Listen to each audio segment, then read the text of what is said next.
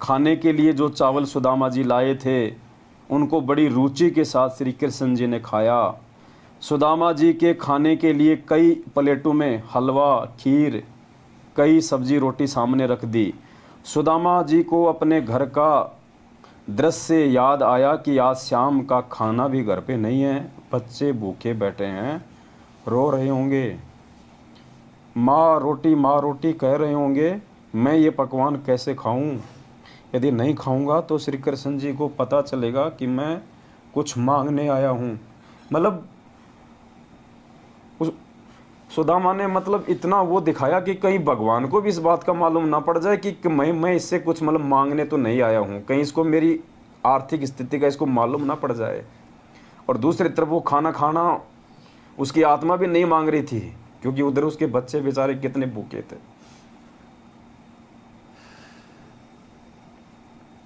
इसलिए एक ग्रास रोटी लेकर धीरे धीरे खाने लगा, उंगलियों को बार बार मुख में चाटकर समय बिताने लगा।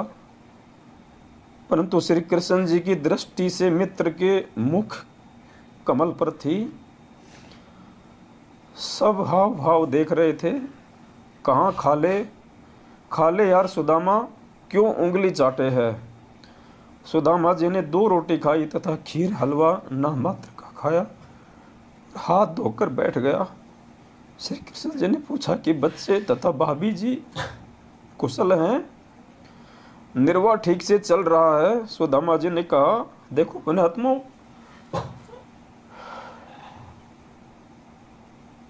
हम तो सुदामा के पैर के लायक भी नहीं है, उसके चरणों की धूल भी नहीं है, और बात करते हैं हम सतलोक जाने की। इतने दुख और तकलीफ में होने के बाद भी, और भगवान ने कहा कि सब ठीक ठाक तो है परिवार में। सुदामा क्या कह रहा है? तेरी दया से है भगवान हमको सुख सारा, किसी वस्तु की कमी नहीं, मेरा ठीक चल रहा है गुजारा। और हम पुण्यात्मा बात बात पे जुखाम हो जाती है तो भी अपने गुरुदेव को दुखी करने के लिए कि गुरुजी जुखाम हो गई, प्रार्थना लगवा देते हैं। थोड़ा बहुत कोई काम धंधा ठीक नहीं चलता तो हम रोने लग जाते हैं हम भगवान के आगे। हमें विश्वास नहीं है।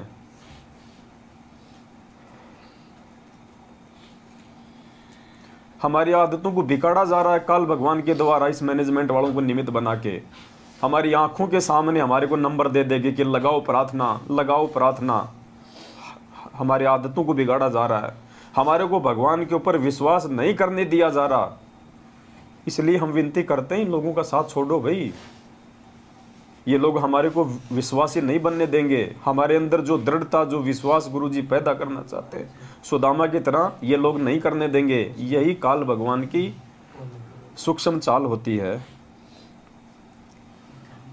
तो सुदामा जी ने कहा कि तेरी दया से है भगवान हमको सुख सारा, किसी वस्तु की कमी नहीं, मेरा ठीक चल रहा गुजारा। श्री कृष्ण जी तो समझ चुके थे कि यह मर जाएगा पर मांगेगा नहीं। उसी समय सुदामा जी को दूसरे कमरे में विश्राम के लिए निवेदन किया और राज दरबार में जाकर विश्वकर्मा जी को बुलाया, जो मुख्य इंजीनियर था, तथा सुदामा जी का पूरा पता लिखवाकर उसका सुंदर महल बनाने का आदेश दिया।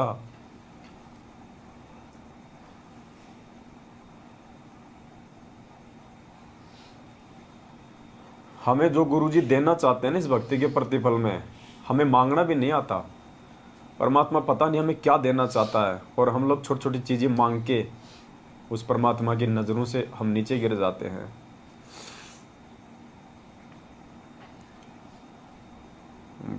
एक समय की बात है, कोई बच्चा अपने पिताजी के साथ में किसी दुकान पे गया, तो उसने कहा कि बेटा टॉफ़ी लेगा? दुकानदार ने कहा। तो बच्चे ने कहा कि हाँ अंकल मैं टॉफ़ी लूँगा। बोला बेटा ले ले, ये डब्बा है, इसमें निकाल ले। बच्चे ने नहीं निकाली। बोला बेटा ले ले इस डब्बे के अंदर। बच्चे ने हाथ आगे नहीं बढ़ाया। तो बोला बेटा तू क्यों नहीं ले रहा? बोले अंकल जी मेरा हाथ बहुत छोटा है, अगर मैं मेरे हाथ से उठाऊंगा तो क्या पता 4 टॉफ़ी आएंगी, 5 टॉफ़ी आएंगी, और आप यदि अपने हाथ से दोगे तो बहुत सारी आएंगी। तो पुण्यात्मा, अगर भगवान अगर भगत की भक्ति से प्रसन्न होकर अगर अपनी इच्छा से उसको कुछ देगा, पता नहीं परमात्मा क्या दे दे।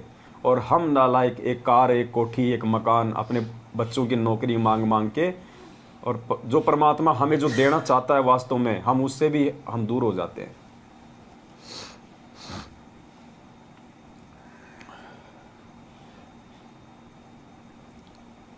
तो श्री कृष्ण जी ने विश्वकर्मा जी को बुलाया, जो मुख्य इंजीनियर था, तथा सुदामा जी का पूरा पता लिखवाकर उसका सुंदर महल बनाने का आदेश दिया, तथा कहा कि लाखों रुपए का धन ले जा, जो भगत के घर पर रखाना। ये कार्य 1 सप्ताह में होना चाहिए। विश्वकर्मा जी ने 6 दिन में कार्य संपूर्ण करके रिपोर्ट दे दी। सुदामा जी प्रतिदिन चलने के लिए कहते तो श्री कृष्ण जी विशेष विनय करके रोके रहे। 7वें दिन सुदामा वहां से चल पड़ा। नए बहुमूल्य वस्त्र पहने हुए थे, रास्ते में सोचता हुआ आ रहा था। अब देखना पुण्यात्मा, भगत कहाँ पे मार खा जाता है, जहां सुदामा भी जो है मार खा गया। सुदामा ने उनको अंतर्यामी नहीं माना, उनको परमात्मा नहीं माना, घट घट का वासी नहीं माना। सुदामा भी कहाँ अपने मित्र के प्रति मन में दोष पैदा करके मार खा गया। ये बहुत ही इंपॉर्टेंट टॉपिक है। अगर भगवान अगर हमारे को राहत नहीं भी दे रहा है, हमारे जीवन में छोटा मोटा कोई संकट आ गए और गुरुजी यदि हमारे को राहत नहीं दे रहे, पुण्यात्मा, मन में दोष पैदा नहीं करना, मन में दोष पैदा नहीं करना कि भक्ति सही है या नहीं है, गुरुजी पता नहीं सही है या नहीं है। अब देखना सुदामा कहाँ मार खा गया।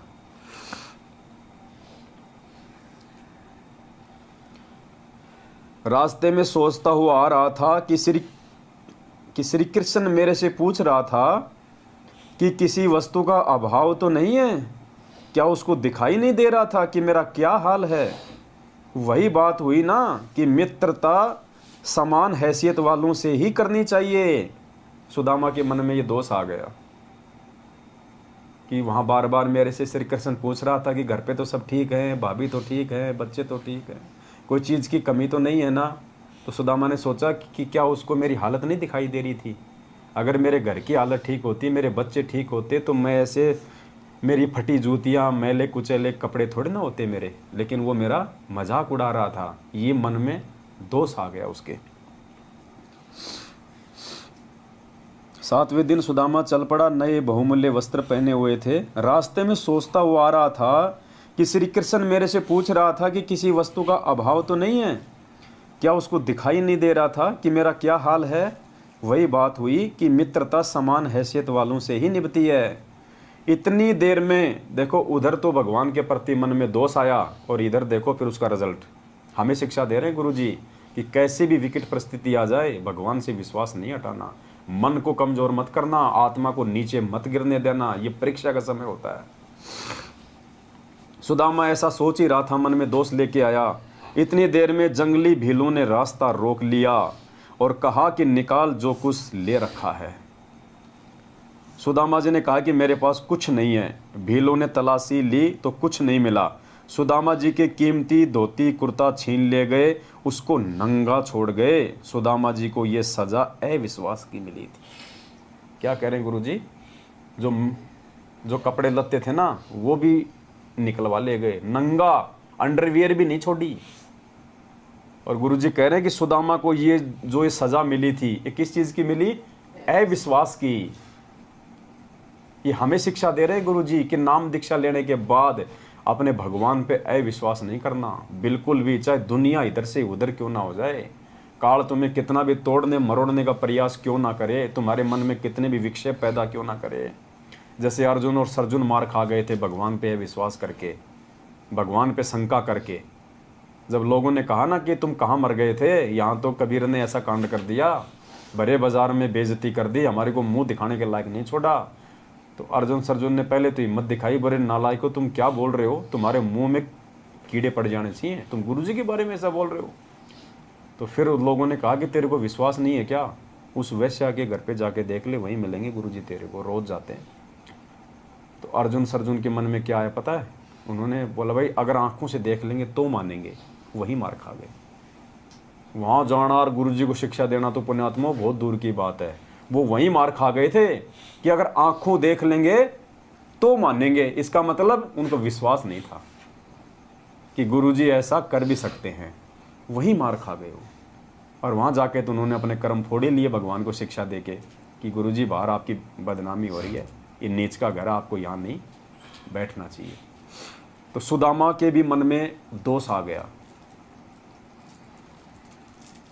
सुदामा जी को ये सजा अविश्वास की मिली थी। तो पुण्यात्मा चाहे कुछ भी हो जाए, अरे गर्दन कौन सी बड़ी बात है। आज से पहले हमारे असंख्य जन्म हो लिए, हम कोई सुख शांति की मौत तो मुश्किल से 1-2% ही मरे होंगे, बाकी तो हम दुर्घटनाओं में मरे हैं। कोई बीमारी से तड़प तड़प के मरा है, कोई सेना में होगा तो दुश्मन ने उसका गला काट दिया होगा। आजकल तो गोलियों से मार देते हैं, पहले तो चाकू से मारते थे, गले काट दिया करते थे। कितनी बार हम बकरे बने, कसाई ने हमारे वो गले काटे। अरे ये जन्म में भी मर जाएंगे और क्या होगा इससे ज़्यादा। मालिक कहते हैं सिर साटे की भक्ति है और कछु नहीं बात, सिर के साटे पाइए अवगत अलखनाथ। और शीश तुम्हारा जाएगा तू कर सतगुरु को दान, मेरा मेरी छोड़ दे यो ही गई मैदान। और गुरु जी कहते हैं करोड़ों शीश तूने दे दिए यम राजा की फेट। फेट यानी वो तो झटके से लेता है, कहीं कोई सैनिक बना के मार देगा लड़ाई में, कहीं कोई बकरा बना के आपका उड़ा देगा गर्दन। फेंट यानी झटके से। तो गुरु जी कहते हैं कि करोड़ों शीश तूने दे दिए यमराजा की फेंट, एक शीश दे के देख ले सतगुरु अपने की भेंट। भेंट यानी प्यार से। ये वर्तमान शीश गुरु जी कह रहे हैं तू अपने गुरु जी के चरणों में रख दे। जो गुरु जी कहें उनके प्रत्येक वचन की पालना करो, प्रत्येक मर्यादा निभाओ, वो होता है शीश देना। गुरु जी ये नहीं करेगी तू अपने यहाँ से मेरे को दे दे काट के। शीश देने का मतलब है समर्पित हो जाना गुरु जी के प्रति। उनके वचन को तोड़वाने के लिए अगर ब्रह्मा विष्णु महेश भी आ जाए तो भी सामने अड़ जाओ कि बेटा साइड में हो ले, तेरी नहीं चलेगी, ये पिछली पीढ़ी है। और यहाँ हमारे जैसे 2 कोड़ी के हमारे भाई बहन हमारे को 6 महीने में कांग्रेस को वोट डलवा देते हैं, 6 महीने में बीजेपी को डलवा देते हैं, रक्तदान करवा देते हैं, देह दान करवा देते हैं, गुंडों की सीबीआई जांच करवा देते हैं। मिनट मिनट में हमारी मर्यादा तोड़वा रहे हैं। कहाँ हमारे अंदर दृढ़ता है, कहाँ ज्ञान है। तो परमात्मा कहते हैं ये सजा सुदामा जी को अविश्वास की मिली, नंगा करके छोड़ दिया। नंगा करके भगवान ने जो कपड़े पहना के भेजे थे वापस उतरवा लिए भगवान ने। शाम को सूर्य अस्त के बाद अपनी झोपड़ी से थोड़ी दूरी पर अंधेरे में एक पेड़ के नीचे खड़ा होकर देखने लगा कि झोपड़ी किसी ने उखाड़ के फेंक रखी है। उसको नहीं पता था कि भगवान ने यहाँ पे महल खड़ा कर दिया। उसने देखा कि भाई हो सकता है किसी जमींदार ने या किसी व्यक्ति ने तो मेरी झोपड़ी भी उखाड़ के फेंक दी, उसने अपना तो यहाँ पे महल बना के खड़ा कर दिया। और दुखी हो गया। उसके स्थान पर आलीशान महल 2 मंजिल बना है। सुदामा जी दुखी हुए कि किसी ने झोपड़ी भी उखाड़ दी और कब्जा करके अपना मकान बना लिया। बच्चे तथा पत्नी पता नहीं कहाँ भूख के मारे डूब कर मर गए होंगे। अब जीवित रहकर भी क्या करना है, मैं भी दरिया में समाधि लेकर जीवन अंत करता हूँ।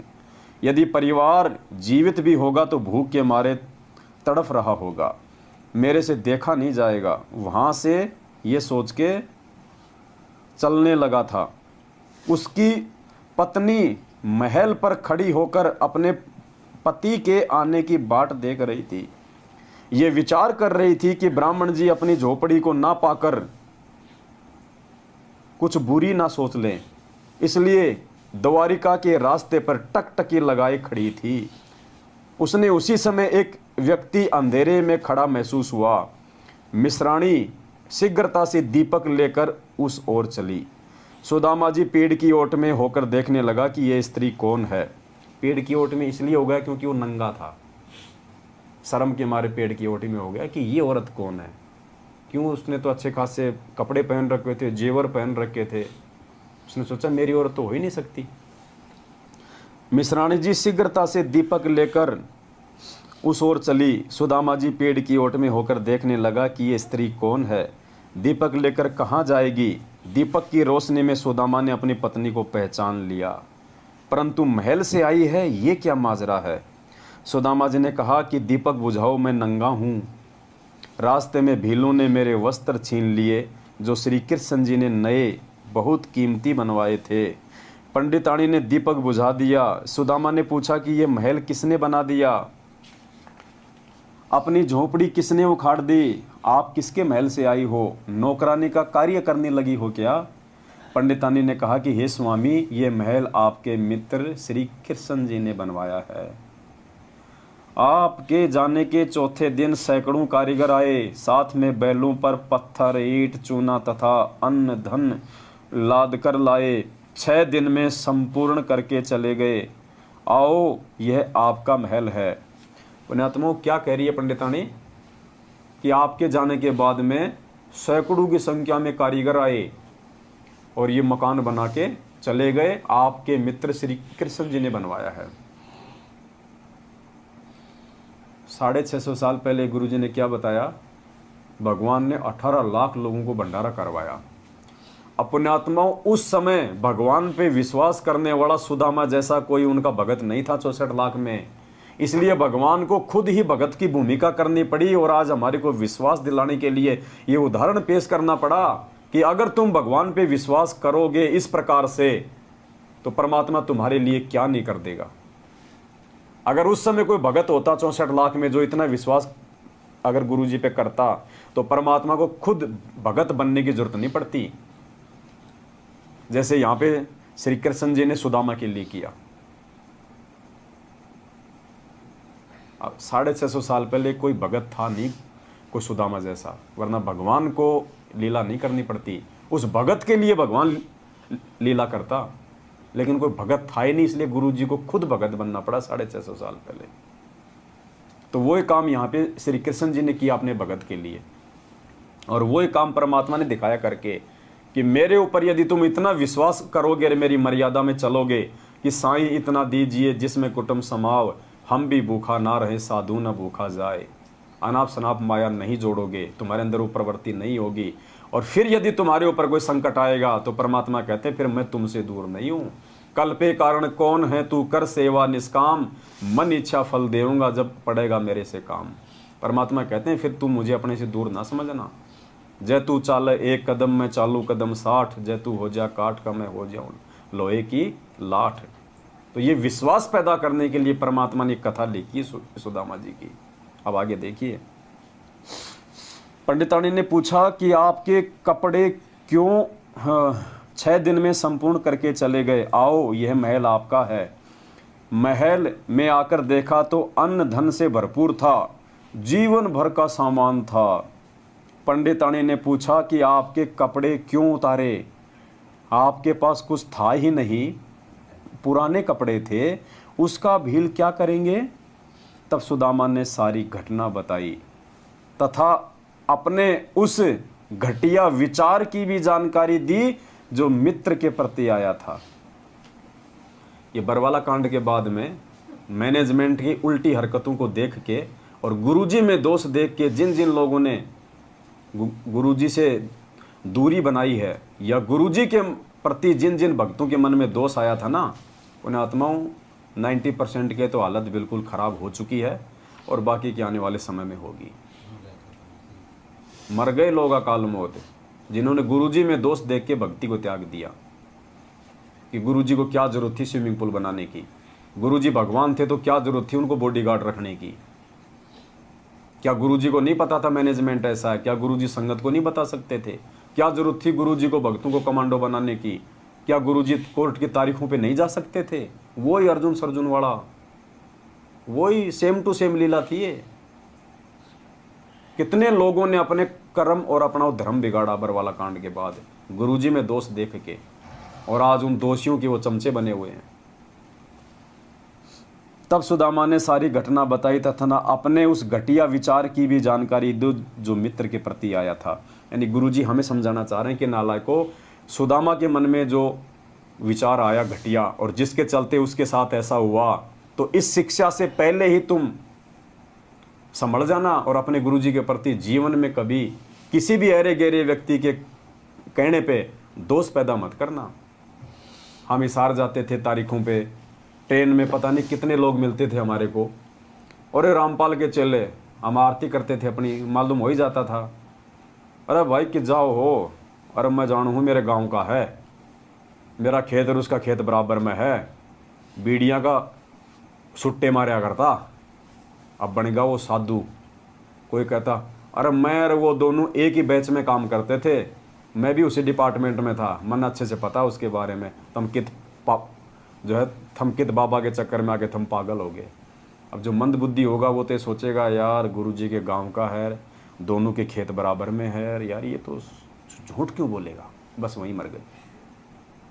यार इसने तो गुरुजी के साथ में नौकरी की है, इसका क्या फ़ायदा झूठ बोल के, ये जो कह रहा है सही कह रहा होगा, वहीं मर गए। ये सोचना चाहिए कि ये जो कह रहा है ना, ये कह नहीं रहा, काल इससे कहलवा रहा है मुझे भगवान से दूर करने के लिए। पुण्यात्मों, तब हम इस भक्ति मार्ग पे टिक पाएंगे। इतना विश्वास जब अपने इष्ट पे, अपने गुरु भगवान पे होगा। तब सुदामा जी ने सारी घटना बताई तथा अपने उस घटिया विचार की भी जानकारी दी जो मित्र के प्रति आया था, कि मेरे से श्री कृष्ण पूछ रहा था कि घर में किसी वस्तु की कमी तो नहीं है, गुजारा ठीक चल रहा है क्या। मैंने कह दिया था कि आपकी कृपा से सब कुशल है, किसी वस्तु की कमी नहीं है, निर्वाह ठीक चल रहा है। पत्नी ने कहा कि आप कहाँ मांगने वाले हो, वे तो अंतर्यामी है, सब जान गए थे। सुदामा जी ने कहा कि सब जान गए थे, इसीलिए तो मेरे वस्त्र भी छिनवा दिए। कि मेरे अंदर जो घटिया विचार आया था उसको भी तो जान गया फिर वो अंतर्यामी, इसीलिए तो छिनवा दिए मेरे वस्त्र, मेरे उस दोष को देख के। बाद में समझ में आ गई सुदामा के कि हाँ भाई अंतर्यामी तो था, और अंतर्यामी था इसीलिए उसने मेरे कपड़े भी छिनवा दिए। ये शिक्षा गुरुजी हमें दे रहे हैं कि इतना सा भी दोष अगर आ गया मेरे प्रति, क्या हाल होगा तुम्हारा। वे तो अंतर्यामी हैं, सब जान गए थे। सुदामा जी ने कहा कि सब जान गए थे, इसीलिए तो मेरे वस्त्र भी छिनवा दिए। मैं विचार करता जा रहा था कि देखा, मित्र मेरे से पूछ रहा था कि सब ठीक तो है, किसी वस्तु की कमी तो नहीं। मैं सोच रहा था कि क्या इसको मेरी ये हालत देखकर ये भी नहीं पता कि ये दशा क्या ठीक ठाक की होती है। ठीक ही है कि मित्रता तो समान हैसियत वालों की निभती है। मैंने तो इतना ही विचार किया था कि उसी समय मेरे वस्त्र भी लूट लिए गए। तब मिश्रानी ने कहा कि आपकी परीक्षा थी, परंतु आप यहां पर चूक गए। क्या कह रही है उसकी पत्नी कि ये तेरी परीक्षा थी और तू यहीं पे चूक गया। अब देख लो पुण्यात्मा, हम कितनी गलतियां कर रहे हैं।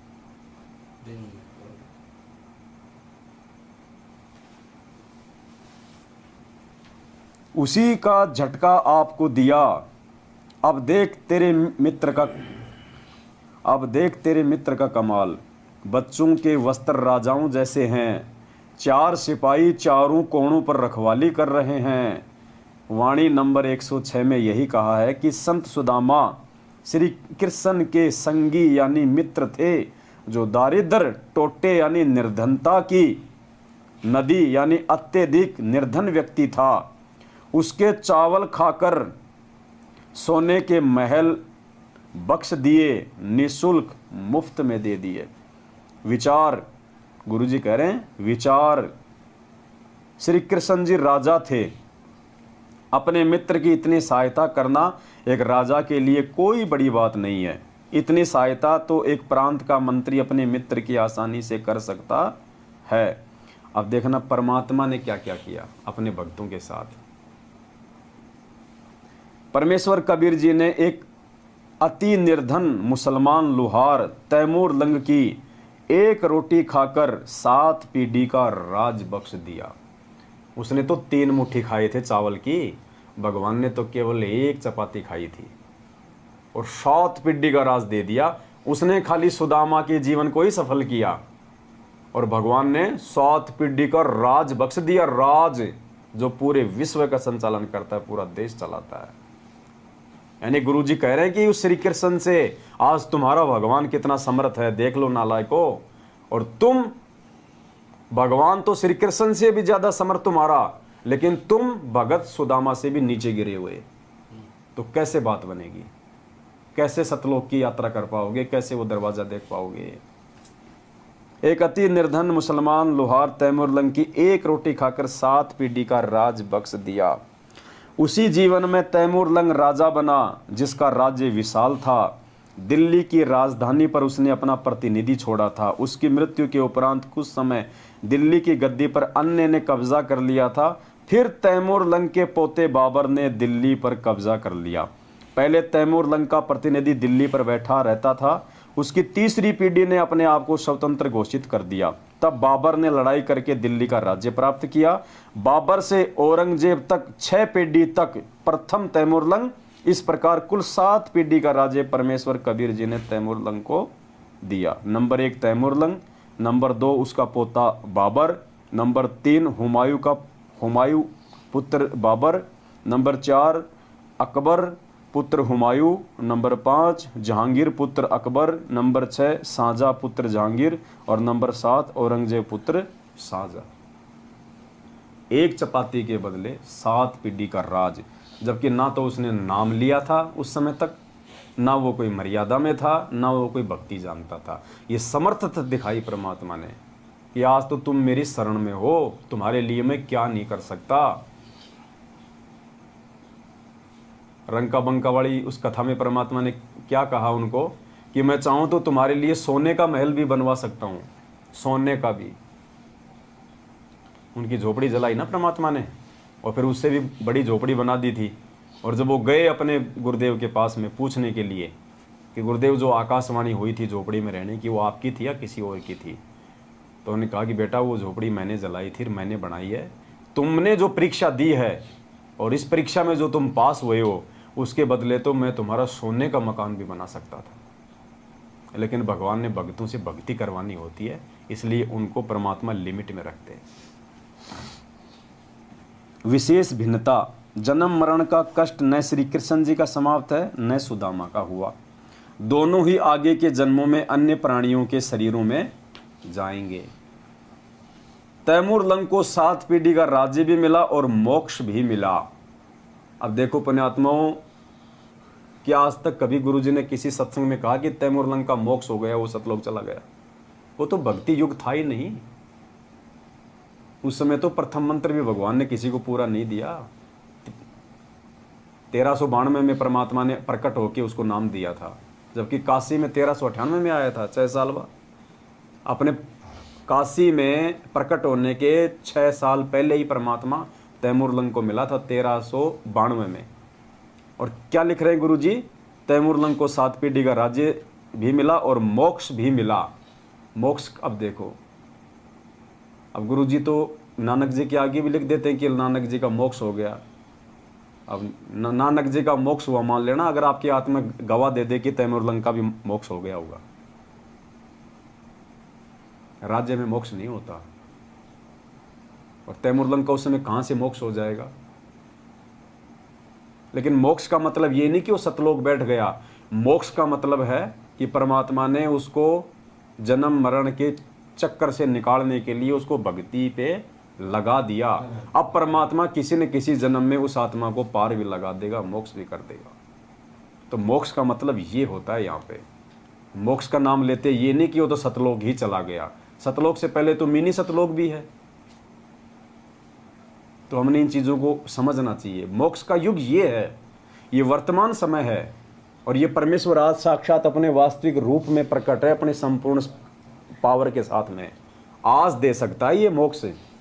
चाहे उस जैसे लाखों तैमूरलंग आ जाओ, आज मोक्ष कर सकता है ये परमात्मा। अगर आज कोई मोक्ष करवाना चाहेगा तो ये है भक्ति का पीक टाइम, मोक्ष का time, golden chance, prime time, बिजली पीढ़ी। आज होगा उन सभी का मोक्ष, तैमूरलंग का, नानक जी का, मीरा जी का, धन्ना जी का, नंदा जी का, रंका बंका का, सेहू सम्मन का, द्रौपदी का। परमात्मा ने बताया आज यदि वो यहाँ आएंगे और यदि मर्यादा के साथ में आजीवन भक्ति पे टिके रहे, आज मोक्ष प्राप्त कर सकती है वो आत्मा।